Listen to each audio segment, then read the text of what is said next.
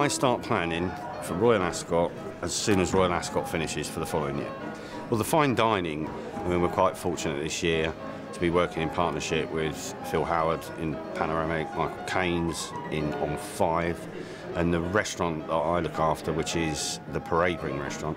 It's canapes on arrival with the Bollinger champagne, amuse-bouche, choice of 5 starters, choice of 5 mains, 5 desserts, a cheese course. The starter we're serving today in this restaurant is a Bollinger cured smoked salmon. The real quality elements of that is an Exmoor caviar. It's proper British caviar. It's the first farm in the UK to actually produce sturgeon caviar.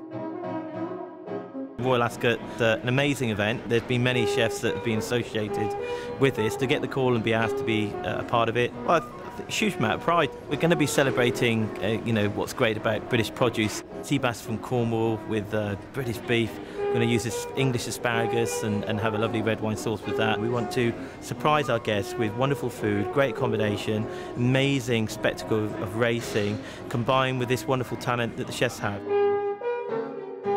I think having a delicious lunch at Ascot is a really important part of a wonderful day. The thing that I particularly like about Ascot is that it's an event, there's a spectacle, but actually it's based around a table. It's all about quality, it's British, it's a relatively simple thing but done incredibly well. It's exactly the kind of thing that the Square likes to get involved with. We're doing a strawberry ripple souffle with elderflower ice cream, so it's absolute quintessential British summer thing.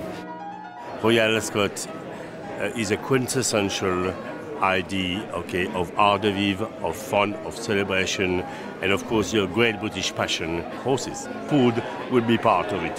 Food is the most powerful medium to bring people together. People who have never known each other, through food you will find they will meet, they will talk, they will relate, they will laugh. So Ascot asked me to make them a bespoke blend.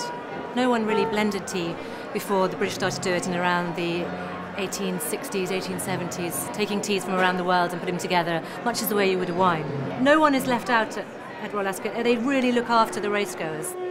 All our customers tell us that when they come to Royal Ascot, they have a sense of a really special and unique occasion. The fine dining is a chance for us to demonstrate excellence. It is a very, very integral part of the day, and our customers expect something special and exciting whenever they come to the Royal meeting. I truly believe that Royal Ascot in its entirety is the best at delivering quality food, quality service at a very premium event.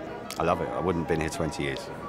Celebrating a win with a glass of champagne would be fantastic, and I hope to be amongst them doing just the same. When the Queen arrives at 2 o'clock, the hairs on the back of my neck every single time go up, and I feel a huge sense of pride that we've delivered for her a great race meeting.